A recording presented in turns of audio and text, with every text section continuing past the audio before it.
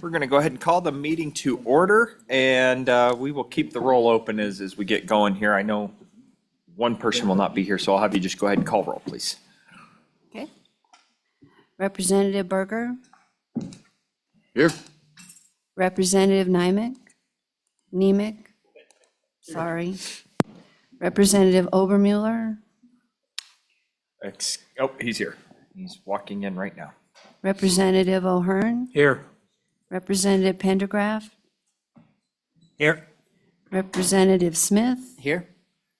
Representative Stivar, Excused. Representative Wiley, Here. Chairman Brown. Here. All right. Committee, welcome. Colonel Smith, everybody that we haven't seen since the beginning or the end of interim, welcome to the House side. So we are going to start off with, what do we got, 15, right? Yes, sir. Senate File 15. I'll have either one of you guys go ahead and walk us through the bill quickly.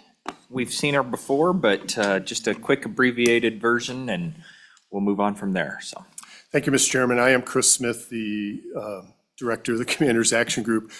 General Porter sends his regrets. He's in DC for the next couple of days.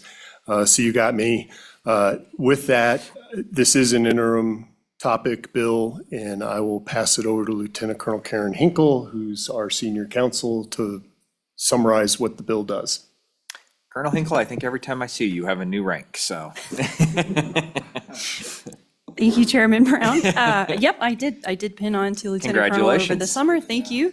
It's very exciting. With your permission, I'll walk you through the bill. please. All right. First page is pretty straightforward. It's the introduction to the bill. And again, as you've noted, you've seen this before. It's amending Wyoming Statute 19-7-301 by amending language in Section A and then creating a new subsection G. So on page 1, that's just the beginning of the amendment for subsection A. That carries over into page 2.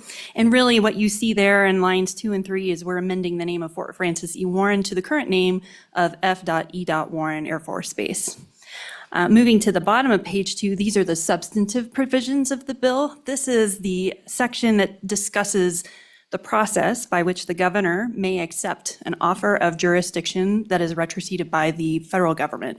This applies to the federal lands, and it enables the state to accept concurrent jurisdiction over those would be formerly exclusive federal areas.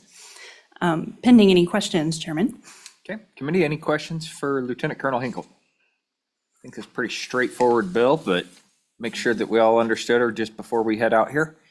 Okay, thank you guys so much. We'll close down for you guys. I do notice that we have Department of Defense is online. Ms. Tammy Perot is with us, but before we go to her, I'll open it up for any public comment.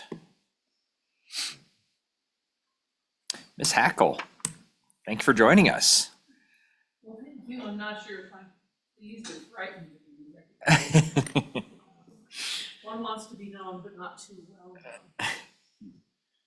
My name is Sylvia Hackle. I'm the district attorney here in Banner County. And I just speak in support of this bill. I know there's a lot of stuff that would have to happen before this would become, a fact. And pardon my voice, I'm at the tail end of a nasty cold, and I assure you it's not flu, it's not COVID, and it's not strep. I had all those checked. I'm just coughing. But I support this bill because there is a segment, I believe, of Laramie County citizens who don't have the opportunity to be heard in our courts, and there may be a gap between what our state courts cover and what the federal courts can cover, particularly with the juveniles. And so I just think this bill provides an opportunity, if a memorandum of understanding is properly constructed, to provide those services to those individuals. I believe that if you build it, they will come, that we will see more cases than perhaps even the Department of Defense was aware of that haven't been addressed because the resources weren't available to law enforcement on the base, say to pick up a juvenile who's in need of supervision or something like that. So I speak in support of the bill, and I will stand for any questions. Any questions for Ms. Hackle? Sylvia, I have just one, especially with your last statement there, and it's kind of my concern, but not necessarily a concern. It was certainly something that was brought up the first time that we looked at addressing this issue, was manpower, right? And hey, as I see you smile, I do notice, see the press release just a couple weeks ago that you're almost fully staffed. Yes. But we also know, as it stands and how hard it is for our DAs to get additional manpower loaded up in there. Is that a concern to you as we start to move forward, the unintended consequences of this bill? Yes. I did prepare, though it was not attached to the draft bill, but I was asked to prepare for LSO a fiscal impact statement. And so I said, well, if as many cases as I believe eventually arise from the operation of this statutory change, I asked for one lawyer and one legal assistant. And it's a hefty price tag. It's $2.25. I mean, by the time you take two salaries and all the benefits that attach to it, it's just not cheap. Yes, we will be fully staffed as of March 4th. I'm thrilled to be in that position. But I also know that our caseload keeps going up. We want the population of Laramie County to grow, but unfortunately, that brings with it some growth in people misbehaving. It's, the easiest way to put it. So I do worry about that. I think my staff is doing well right now, but I also, in order frankly to protect them and be realistic, I have to say, if we accept something like this, which we would, it could well have those kinds of unintended consequences. And then I will come right back here and I will say, guess what? We're doing this work. It's producing this many cases, but this many cases equals this much in terms of a prosecutor's workload. And I have to be perfectly straightforward and say, you will get the same response from Diane Lozano, the state public defender, because caseload increases and chances are good many of those cases would fall into the category of people eligible for her services. So, Okay. I appreciate the candor. Thank you very much with that. Committee, any further questions for Ms. Hackle? Thank you so much. thank you for your time. Appreciate it. Thank you. All right, let's go ahead. Any further public testimony? Yeah, Dale, please.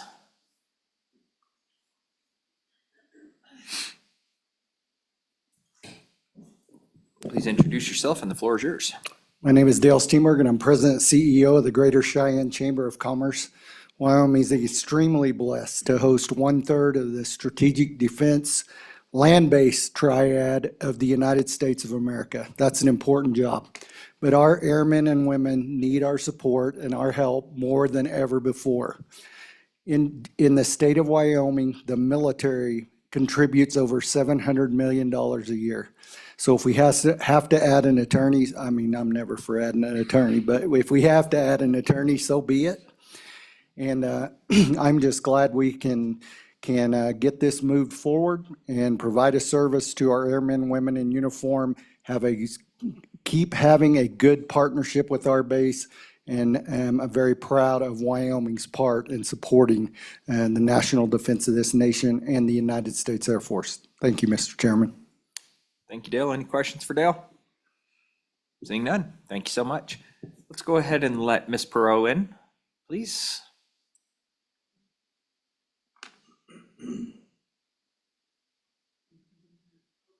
No worries.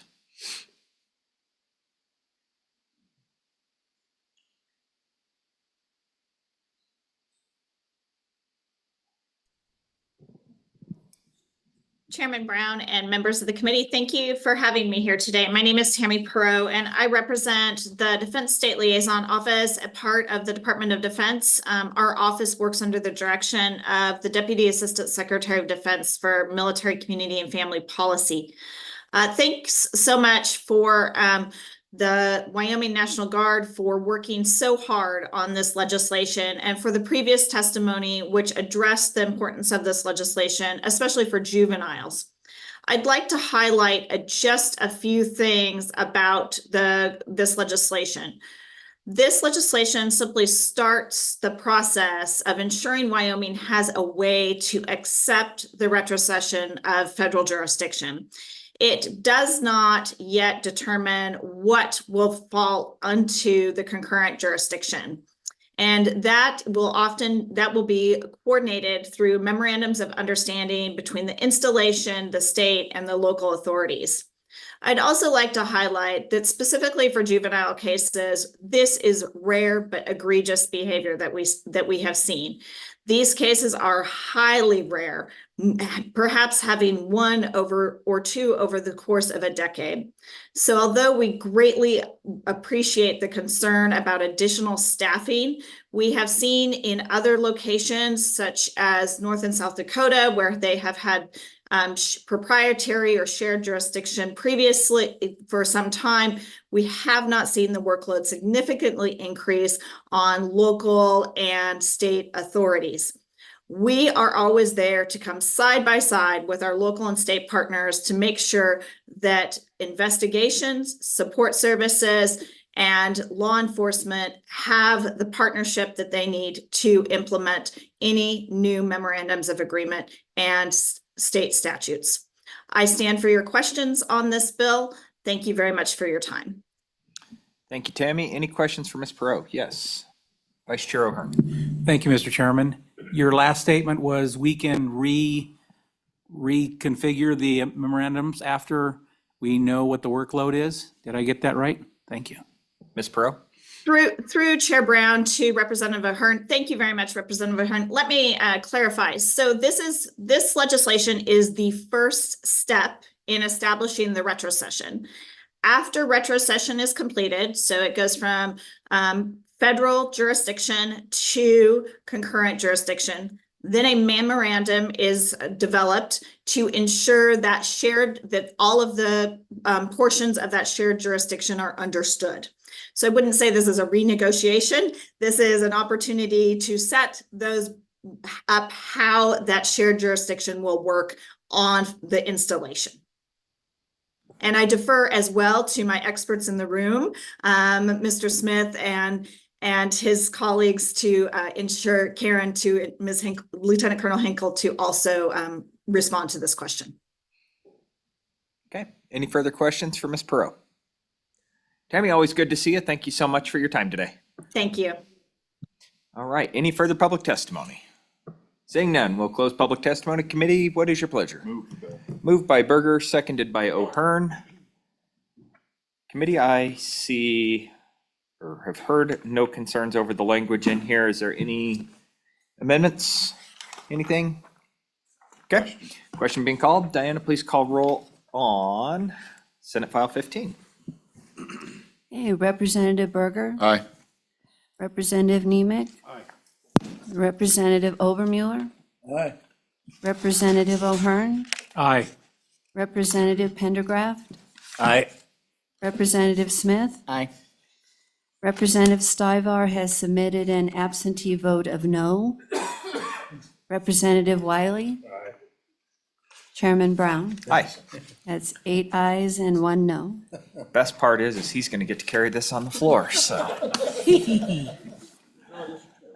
Well, he was next, so, all right, with that, committee. I'll end up carrying this one. This one's a pretty quick and easy one. So next one that we have available for us, I believe, is 17. And that one is our GIS bill. Do we have anybody here for that particular bill? Okay, I didn't think we would. Thank you, everybody, for being here for that bill. Appreciate it. Quick and easy. Committee, this bill, I'll just run you through it really quick. This was actually an interim topic as well. This was a bill that was brought to me by a constituent, actually, who worked for the GIS office with the state. Basically looks back at some of the old stuff that we have with what they called our state plane coordinate system. And we were operating off of a plane coordinate system from 1983. The language that we see in here is basically just updating us to the most current datum or the most current set of data for our GIS information. Probably outside of the wheelhouse of this particular committee, but it's also outside of the wheelhouse for basically every other committee as well. We got this in here just as an interim topic, just to go over it. As you can see, if you walk through the bill pretty quickly, it literally just strikes out the NAD 1983 and updates it with the correct, what I believe we put in here was the method and source described for the most recent, I believe is what we said. Yep, most recent version. So nothing in here saying that we have to upgrade or we have to update. But what this does is this puts us in place for something that's not 30+ years old. So any questions? Seeing none, okay. Bill. Any public comment? We got to make sure we follow process. Okay, seeing none. Not yet, but I did just hear a move from O'Hearn, seconded by Nemec. Committee, any information to change? Seeing none, please call roll on Senate File 17. Okay, Representative Berger, Aye. Representative Nemec. Representative Obermuller, Aye. Representative O'Hearn, Aye. Representative Pendergraph, Aye. Representative Smith. Aye. Representative Stivar has submitted an absentee vote of no. Representative Wiley. Aye. Chairman Brown. Hi, That's 8 ayes, 1 no. Mr. Obermuller. Representative Obermuller, you're up next. You feel comfortable taking that one? I can, No, I don't know anything about it. I'll do it. all right. I heard it over here, so we're gonna skip one and, 1-0 to another. okay. So we've got them covered out here on the floor. Chances of these being up in the next day or two are pretty slim, but keep that in mind as we move forward. Okay. With that, we're adjourned. Thank you.